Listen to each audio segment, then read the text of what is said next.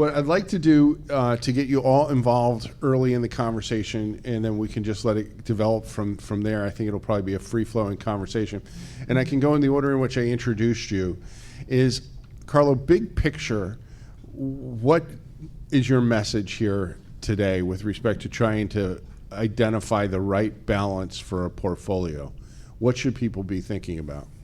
Yeah, I think actually, you say big picture, I think that's part of a philosophy I would recommend. Essentially, knowing your client, your company, really the overall competitive technology landscape as your starting point, and then you can certainly zoom in, but having a sense of, well, trade secrets may be more pivotal and valuable than patents for certain kinds of technologies that you have, or not, but letting that be an expectation, at least as a default, as you look at moving forward, and then zoom in at the project level, the invention and innovation level, but at least have some context, because otherwise sometimes the notion of patents being sometimes king can take over, and it actually can, I think, affect how you think about in the individual, more detailed level how to proceed.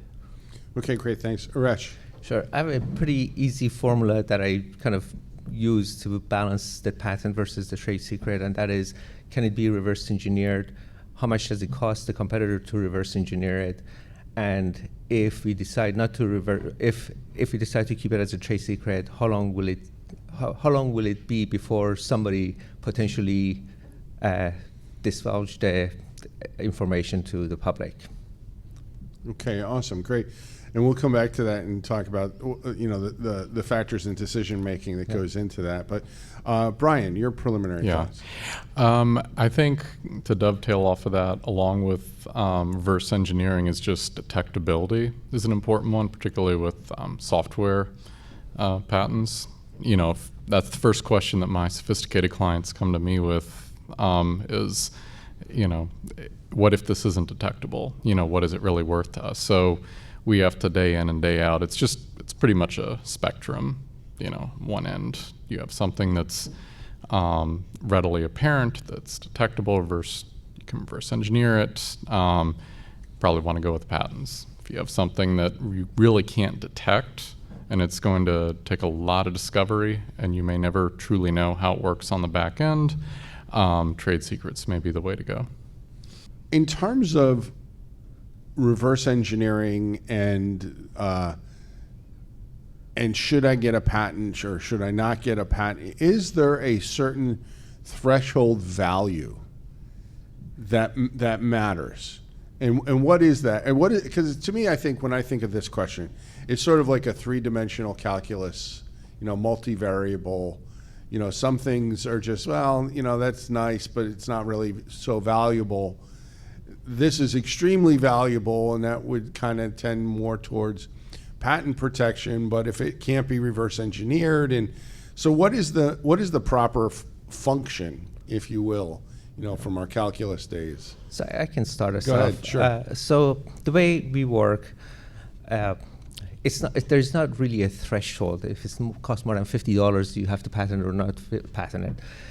It's more a group decisions. I usually have the inventors, their supervisor, myself, and my chief IP coordinator present, and it's a discussion as to what this product is worth, how much does it cost a competitor to mimic what we have, and also how long will it last. So, for example, if the trade secret is going to be worthless in about 10 years, they'll probably patent it because the patent will get 20 years out of it potentially. If there is any thing that the inventors will say, well, if a competitor puts in 5 years, 10 years worth of effort into it, they can mimic what we have, then I usually go with trade secrets again. Or I'm sorry, we go with the patents because I get 20 years worth of protection. So it's a balancing act that is not just done by me, it's the whole group that makes that decision altogether. So, Carlo, I want to ask you specifically, because I know for a long time you spent time in the battery world. Battery technology was one of the real core pieces of your portfolio. How does that factor in to this. And where I'm going with that is you guys had at that time a very sophisticated licensing program, as I understand. Does that factor in, and to what extent does that factor towards more patents perhaps and less trade secrets? Well, I think this goes back to what I was trying to say from the outset. I mean, there sort of are evolutions of technology. So sometimes in the early days, broad patent protection is possible. There isn't like differentiation between competitors and technologies, but over time that certainly changes. So in the battery space, for example, many of you know it's extremely crowded, and to get fundamental patents nowadays, it's possible, but less likely. So a lot of, by nature, this technology now, like cell chemistry, perhaps, is very trade secret sort of driven.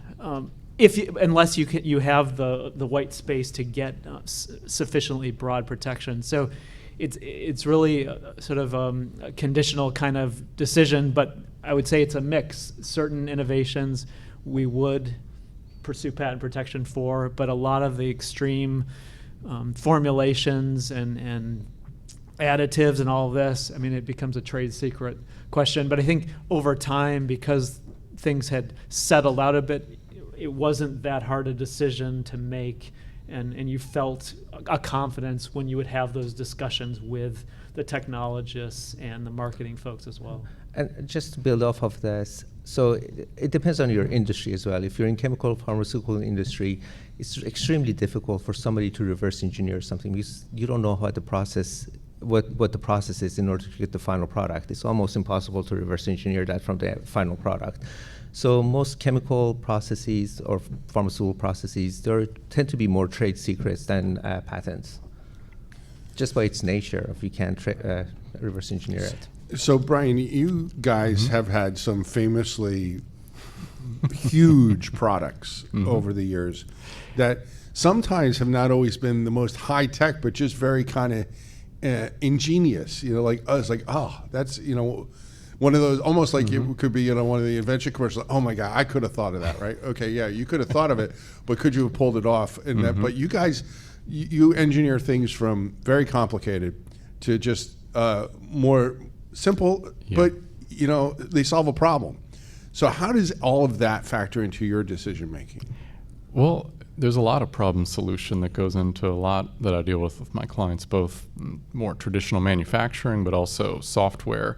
And there's one other dimension I wanted to mention that comes up, which is how mature not only crowded, but just how mature is the technology? Because if you're dealing with something where, maybe pioneering is, too extreme of a term, but if you have something where they're not even sure what the application's going to be, or they're still developing it, I always like to leave both, audience like you all or my clients with something practical. And something practical that I've applied is kind of when I'm had this fork in the road is taken on another meaning, but the fork in the road between patent and trade secret, I like to kick the can down the road a little bit, give a little bit of flexibility and time.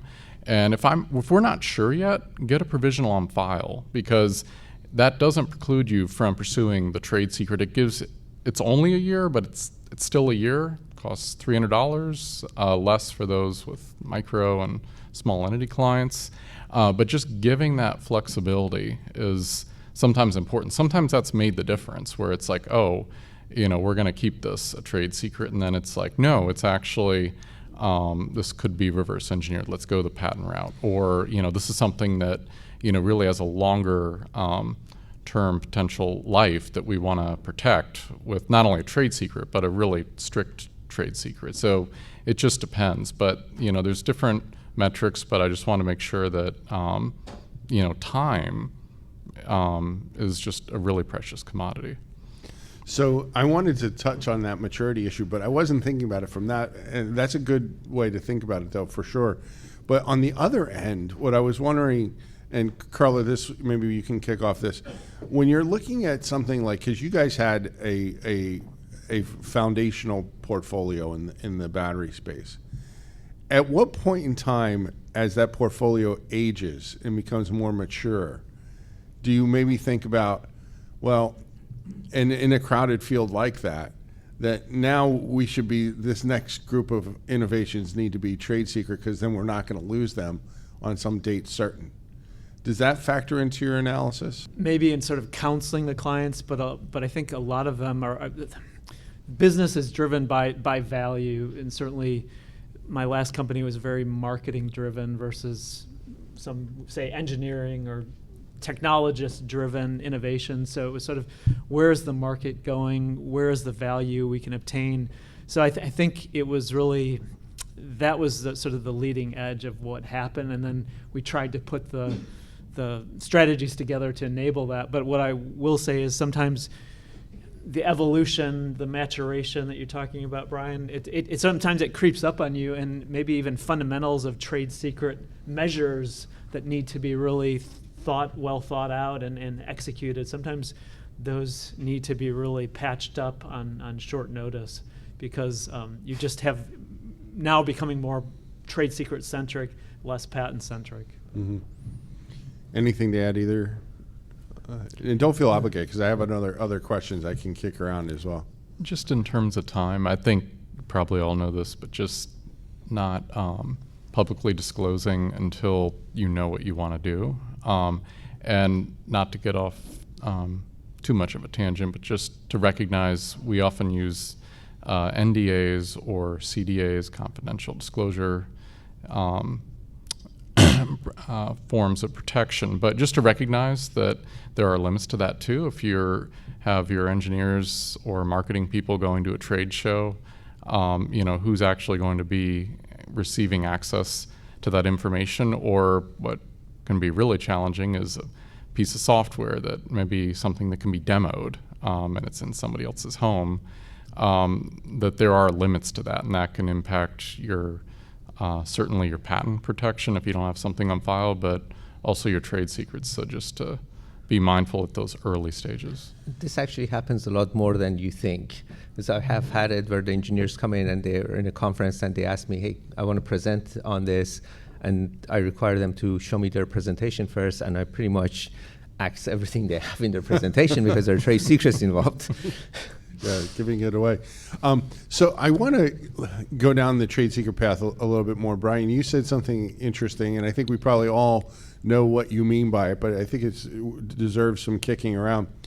I think I heard you say that, there are trade secrets and then there are important trade secrets or serious trade secrets. I forget how you characterize it. Yeah. But do you go through, because where I want to go with this is, one, feel free to comment more on that and explain what you were talking about. But where I want to go with this is cataloging trade secrets and actually treating it as a trade secret, because I think we all know that most businesses say they have trade secrets, and it's a secret as long as it's beneficial to them. And then when somebody gets a patent on it, this was never a secret at all, And so how does that work? That's a great question. So there really is a valuation in terms of the information. If it's worth something, then it's worth protecting. So you can think of different tiers of confidentiality, for example. What measures are you going to use? Is this something that's just generally confidential information that stays within the company, that it's accessible pretty much to any employee, and you can just get more and more strict from there on, like having things on a need-to-know basis is crucial.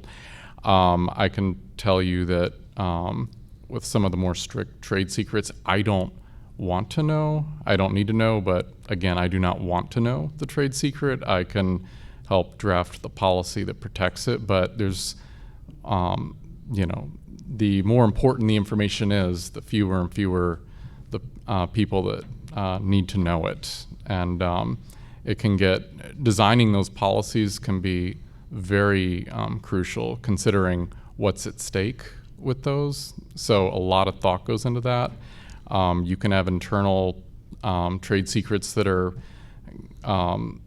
being utilized or co-owned between different entities within a client. So there's all kinds of ways that these things can be designed and managed, and those needs can change over time too. So it becomes its own little universe. Arash? We're pretty much the same as what he's described. We don't keep any trade secrets in one place. It's all over the place. I don't even know where they're at. The only way I can keep track of it is in my docketing system that has the title and designation of trade secret. I don't know any details about it.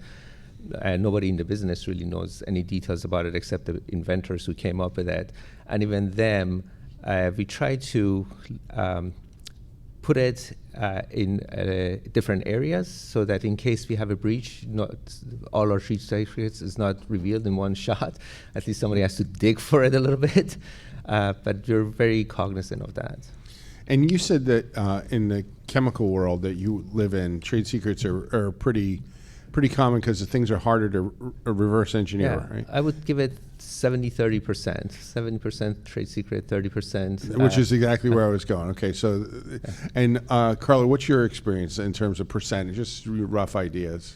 Yeah, and that's what's kind of interesting when you spend time in different industries. So when I was in the oil and gas sector for 8 years, I mean, there was a hefty patent program, but really trade secrets, because again, things had over a period of decades really settled out. There were different competitors had their own proprietary approaches. So that in that industry, I would say it was probably maybe 50-50. And Bryan, any idea what 3M is, or maybe at least your area? And maybe you should tell us specifically what your area within 3M you're working. Well, both within software, but also physical products, consumer products as well. But I'd echo kind of the 70-30 or 2-to-1 split, more patent over trade secret. But I'd say the magnitude of the trade secrets can be pretty substantial. So it's not just quantitative, it's also qualitative. Right. And also, you know, as we all know, we can file many patents on things. So there may be one, you know, something that could have been a trade secret might wind up being a couple of patent families or vice versa. So the numbers don't tell the whole story. Some of those trade secrets one very valuable trade secret can be worth more than quite a few patents, or vice versa. But I just find those, the trade secrets are, you know, just, they can hold a lot of value, and they're usually not as many. But don't let that make you think that the overall aggregate value of those trade secrets is any less. So it's about, essentially the question is about how do you identify, manage, catalog trade secrets so that those people in the business who need to know that this is something that the business it wants to preserve as a trade secret, and so I guess the question is like a corporate framework for identification and management. So at Agilent, we have what is called invention disclosure form. So any kind of inventions that an inventor comes up with, they put it in this invention disclosure form, which is a brief summary of what the invention is, the title, and then they submit it. I take a look at it. We do a search to make sure there's no problems with moving forward with it and commercializing the product potentially. Then I have a meeting with the inventors and their supervisors, discussing whether it should stay as we should keep it as a trade secret or not, based on our competitors, where they're at, how long we think this technology is good for, and then we make that designation. Once we make that designation, it's within the Agilent system. It's a closed system, but for at least the legal part with the docketing, which is just the invention disclosure form submission and the designation that it's a trade secret. With respect to our policy, we don't have an excruciating detailed policy, because we feel like if you have a very detailed policy, if we miss one of the prongs, then they're like, well, it's no longer a trade secret. You didn't make this one little bullet point. So ours is a little bit more wishy-washy, but it's a little loose, just so we account for any potential errors. So, Carlo? I would just add that, I mean, a lot of this to me is making sure at least your crown jewel technologies, your most valuable technologies that you've really identified, those that are essentially trade secrets, and then for those you zoom in and really take extra care through how the information is being stored, to who has access to it. But I think then the other lesser trade secret, so to speak, you're probably going to be fine. But if you don't, at a minimum, do some kind of catalog of the absolutely mission critical technologies or information, that's where you, I think, can get into a lot of trouble, because then again, just the workaday world, both for legal teams, IP teams, and the technologists, it just creeps up on you, and before you know it, too many people have access, but you've got to close those gaps. So I think some regular audits and asking these fundamental questions beyond sort of the individual invention level, that's so important too for the intake, the management. But I think you have to take this broader view regularly so you don't get into trouble. And just to build off of that, you want to go first? No. All right. Just to build off of it, so most, I guess, larger companies have this system called SAP, Systems, Applications, Process Program, to kind of track all the products and everything. So I've had it to the point where I ask the inventors not to put it in the SAP system, because all the employees who have access to SAP, they all have access to SAP. You can't segregate portion of it. We've tried, it just is, at least they're not doing it right now. So I've had it to make sure that that technology doesn't go to SAP, so not all our employees have access to it. So, Bryan, anything to add here? Yeah, just that we have pretty much at every step of the way committee decisions about whether something is to be kept confidential or a higher tier trade secret or become a patent, and then we use electronic access control. Some of the trade secrets relate to physical products, so we have physical security, physical policies regarding physical things in things like plants, things like that. But thankfully, we have subject matter experts that really do help put the framework in place, and then it really, we don't run into any issues, and we're able to monitor things over time. So I want to go back to the cataloging idea, because I've heard people say along the lines of what you were saying, Arash. You want to make sure you have some ability to not fall prey to the, you didn't follow this policy here with respect to this line item. But I hear that as justification for not cataloging trade secrets at all, which to me is just crazy talk, because if you're not, and because I know I litigated a case a long time ago where I just kept saying over and over, and finally the judge got it, tell me one thing, just one thing that you did. Was it in a locked room? Was it in a locked file cabinet? Who did your secretary have access to this? Did she not have access? Just give me one thing that you did. And the other side couldn't give me a single thing that they had done. They were just calling it a trade secret. So I think that there's a real danger of those people who don't catalog these things at all. Number one, it's not really a trade secret if you're not doing any cataloging or any kind of, protection comes after knowing, right? So if you're not cataloging, you can't be doing any protection. And then two, I don't think you can do a rational, should we patent this or should we trade secret this, if you haven't kind of collected it, so to get your hands around it. Agree, disagree? No, I agree. And that's where I put it in my docketing system. I use that as a catalog in a way, because they do describe the title and a very broad general description of it. So at least we know what it relates to, not the details of it per se, but we know what it relates to. And it's for the lesser important invention or trade secrets, it goes to SAP. We do let it go to SAP so we can track it. For the more protected trade secrets, where I say, no, don't put it in SAP, at least I know where it's located, or somebody in the legal department knows where it's located, so in case we need to bring it up, we know where it's at.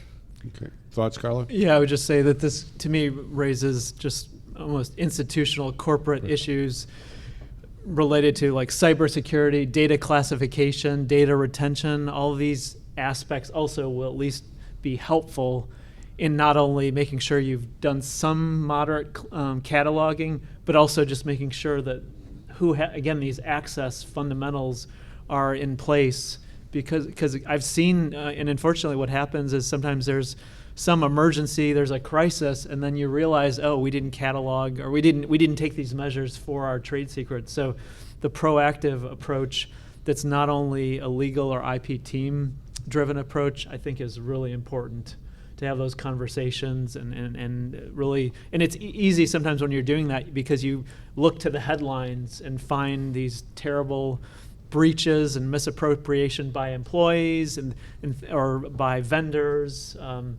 that can actually, I think, create some fear that then will motivate action, at least on a priority basis, for the most important things. Yeah.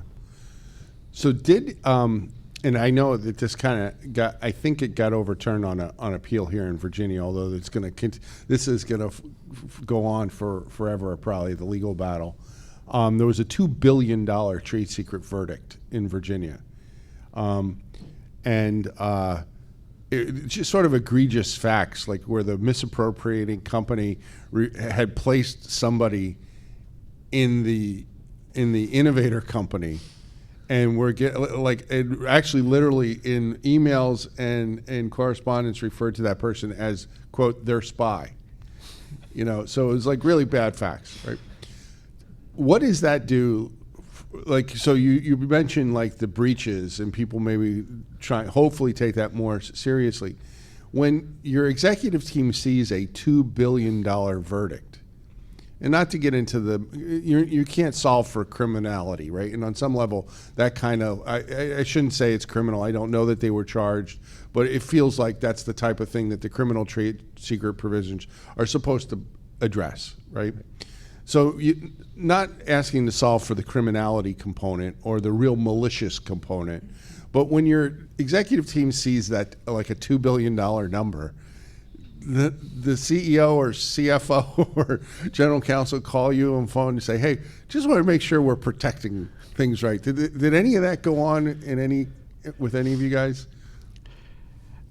I think not at 3M. I'd say pretty robust program in place, but that's where investing the time and the resources into doing that is so crucial. So your executive team probably just knew that, okay, we've got that covered. As well as anybody can. And right. That's, and limiting access, as the importance goes up, the fewer would have access. And being able, those who make the decisions for a trade secret, maybe they have to be of a minimum certain level within the company to even decide who gets access. So it's having that kind of framework in place to really make sure that the right people are making the right decisions, can protect you as best as you can. You can't control for everything, but.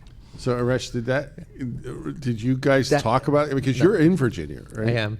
That case never has come up to my, executives, but we do litigate against ex-employees that have taken our trade secrets and tried to compete with us and make our products, and we go all the way with the lawsuits, and we've won every one of them so far.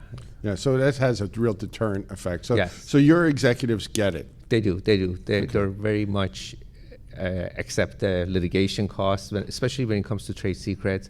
They go all in. You have to. Because otherwise they're not worth anything. Exactly. If you're not gonna. So Carlo, I kind of, and if you want to comment on that specific, but I kind of led us there because I know one of the things that you have talked about over and over and over again in a variety of different contexts is the need, and you already mentioned it here once, is about audits and constantly going back every year, and sometimes more than once a year, to look to make sure that what you're doing continues to make sense for a variety of reasons. So what's the right course there with trade secrets? Is it more often?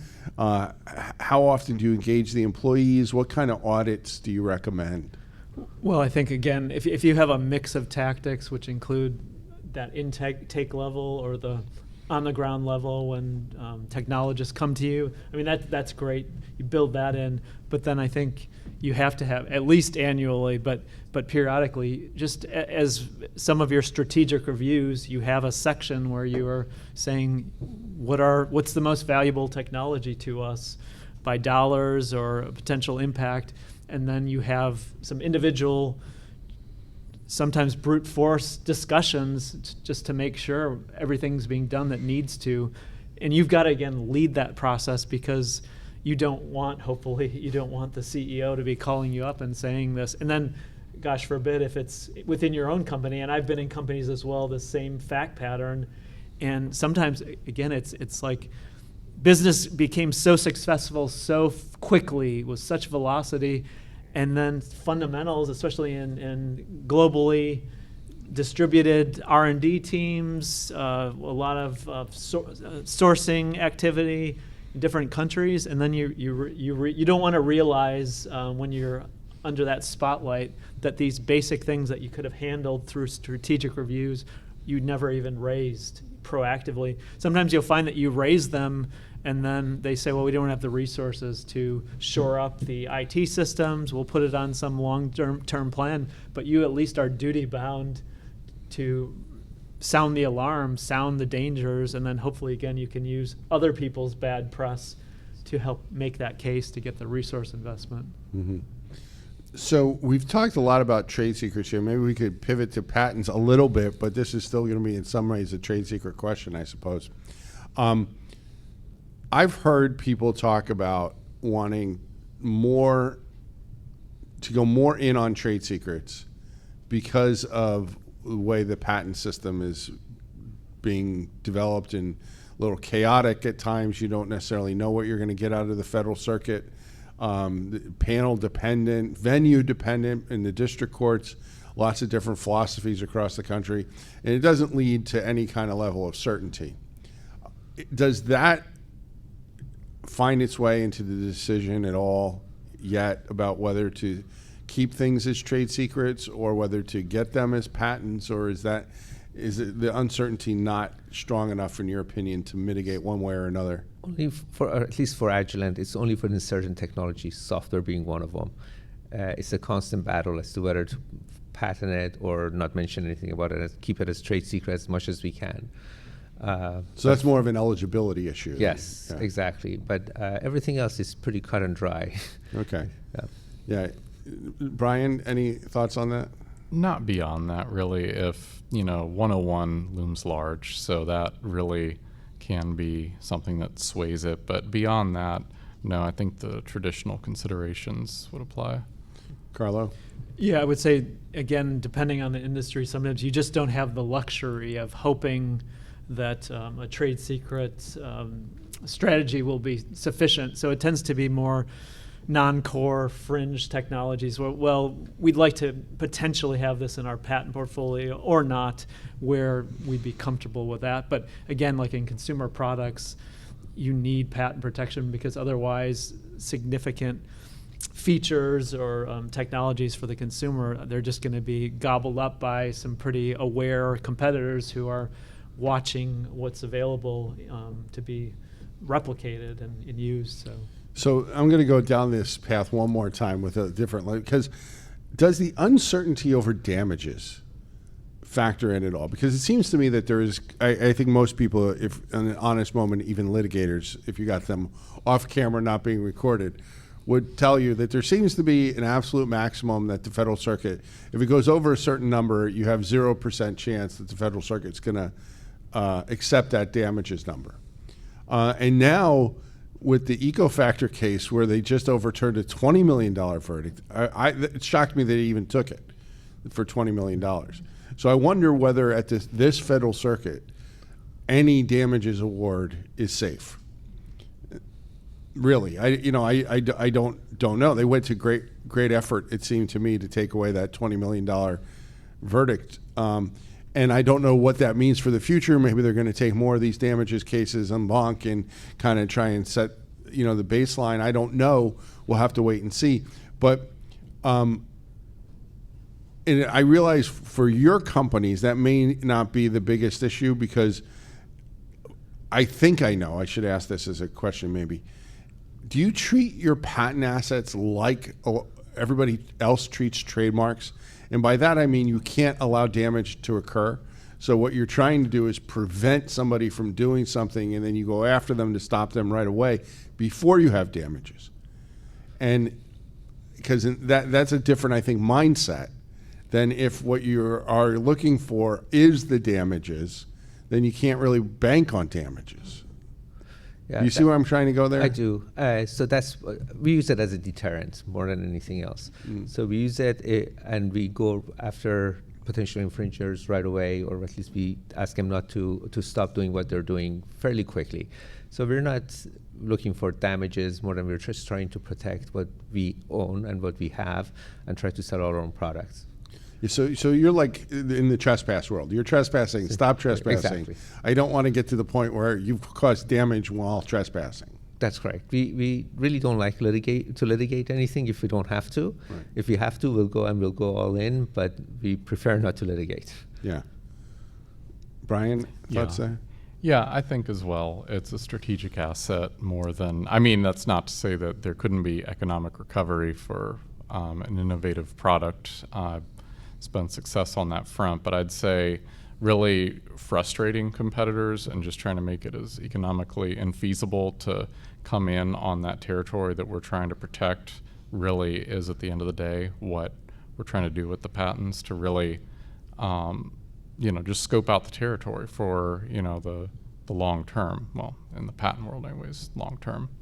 Yeah. Carlo? I would just say, and I would echo both of what you said, but I'd also say that just the fundamentals of the patent system and damages and such, it also can have a chilling effect on making bets, if you will, to protect certain technologies that are non-core, because it's just like, well, what's the point of this? Because the risk reward just is so disappointing. And yeah, so that's what's frustrating, because especially when you are trying to be strategic for your clients and find ways to really maximize the value of the talent workforce, it's just sometimes it's just the wins and the sales are just not there because we just are in this system the way it is. Yeah. And also, a lot of companies don't even give patent notices or virtual patent notices on their website, so it's not as if they can collect back damages.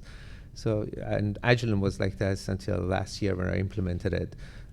So now we have a virtual patent website, but a lot of companies don't. And you would think they would have it. And that's a marking issue, right? Is Yes, that exactly. Yeah. So Clint's question is about the mix and match between patents and trade secrets, particularly in an application.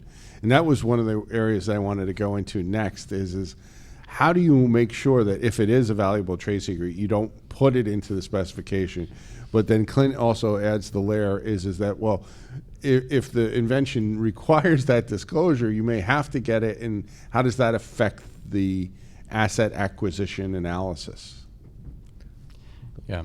So, I mean, first, how core is the trade secret? In other words, is that the only way to do it? I'm putting aside best mode for now, but can you, if you can do the invention more broadly without putting it in there, then maybe you can have the best of both worlds. I've seen it. And then there's just kind of the mechanics of it, making sure, like Gene said, not putting your trade secret in your specification. Need to be really careful about that, and not even just don't even leave it to the inventors. If you're touching up anywhere, treading anywhere upon where there may be trade secret, more eyes are better than few. You really want to, for that kind of decision, you don't want to let the cat out of the bag inadvertently. So I tend to err on the side of not putting what's in there in terms of jeopardizing any of our trade secrets, and take our chances on 101 than sacrificing something. The worst would be inadvertently. So, Arash, is this this sounds like a big issue in the chemical world. It is. Yeah. I deal with it all the time. So what I do is I file a patent on the final the composition of the final product, the chemistry, but not the process of manufacturing it.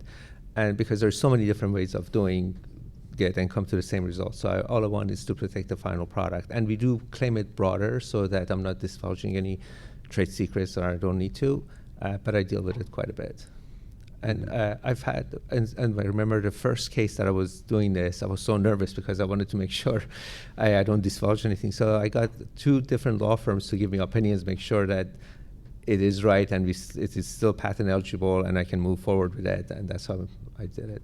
So, and do you give up claim scope that you otherwise could have had? Is that? I give up part of the claim scope potentially Yeah. to make sure that the trade secret part is kept a trade secret, and I still manage to comply with the 101. Carlo, your thoughts on that question? Yeah, I would say, and I mean, this to me again goes back to sort of our role as in-house counsel, outside counsel, but really, again, taking that step back on the front end when possible. So if you've got like a system or a fairly complex technology with different kinds of technologies being married together, like mapping, sitting down with the innovators and just saying what are the different facets of this system, and almost creating a tree of different technologies, different subsystems, and then really asking those questions. I mean, is some of this more worthy for patent protection versus trade secret?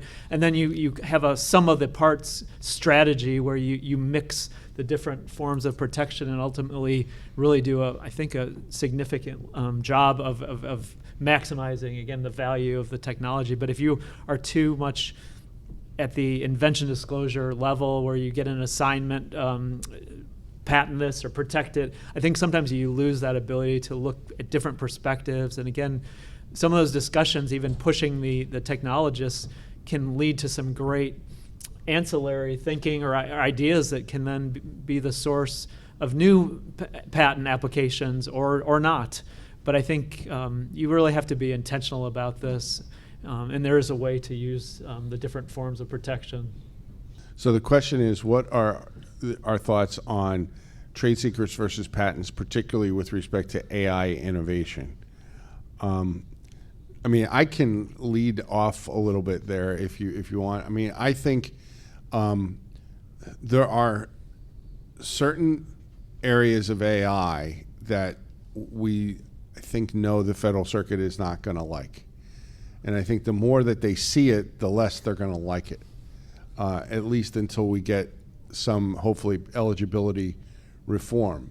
Because one of the things that makes AI so valuable is that by its very nature, it is abstract. It may also be what winds up killing us all in the end, because we don't know exactly what this model is capable of doing. You know, we kind of set it up, we teach it to learn, and then it goes off on its own, like a child, right? You know, and it may grow up in a way that it doesn't like us, like children grow up not to like their parents, right? In which case, we're all, the technical legal term is screwed. But because what makes it really particularly valuable is that it is abstract, and I can't tell you what it's going to do, that it makes it hard in some areas, I think, to write a patent application. And I think that's going to be telling over the next few years as we start to see the Federal Circuit see more and more of these cases. Because as I joke around, and it's not really a joke, I say the only one thing I can predict about the Federal Circuit is that when they have this next case, they're going to say you still didn't do enough. So I address what you said in the last case, right? And it's still not enough, and it's still not enough, and it's still not enough. So I think that what we're going to see, and I don't know that this is good or bad, I think it's just the way that it's going to be, is there's going to be a lot more trade secret protection of AI. And I think where the data is where a lot of this is going to be particularly valuable, and the data is all going to be trade secret protected. I told this story the other day when we had our AI program, and it's not an AI story, but you all are familiar with Myriad Genetics and that case, right? I know for sure many people suggested to Myriad that they not pursue that. It's like nobody is going to follow this district court decision. You know, it was an outlier. It didn't comply with the Federal Circuit law. But if you appeal it, you run the risk of getting a really bad outcome. And I think they didn't really care because they were so far ahead of everybody else. So they'd been doing it for 15 or 16 years, and they learned about false positives and false negatives, and they had refined their model.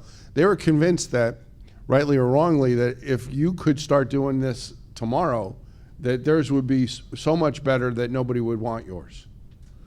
You know, and the real value for them was in the data. And I think what we're going to see is that rationale, now obviously led to really bad case law, but that rationale was probably not wrong. And I think a lot more companies are going to need to think about that as we move into really a data revolution, I think. You know, I've heard it said data is the new bacon, you know, bacon makes everything better, right? Okay, data makes everything better. And that's what you can really control. So the question is trade secret protection available to both small companies and firms as it is to large entities? Any thoughts on that, guys? It is, in my view. But again, it's not, because you're not filing a registration for something or going through an examination process, there's a temptation to think, oh, it's the cheaper, the easier route to go, and that's not necessarily true at all. So you still have to invest the resources and the time to set up protocols. But if you're a smaller organization, you're not going to need nearly as much as if you're a Fortune 100 company. But there is a proportionality there. But if you're willing to either design it yourself or get the expertise to help set up a trade secret protection program, then it's certainly attainable. I agree, 100%. Yeah. Carlo? But there could be perhaps maybe some vulnerability when you're a smaller enterprise where you have to partner in different ways, or you have just less bargaining position that I think could, in a way, dilute somewhat at least the abstract value, the theoretical value of what you have. So. Yeah, and I think where it's really problematic is just the old, can the next generation of innovators build on the shoulders of the people who have come before them? And I think that's going to be in this new world where we have a federal circuit that doesn't like they just don't seem to like patents.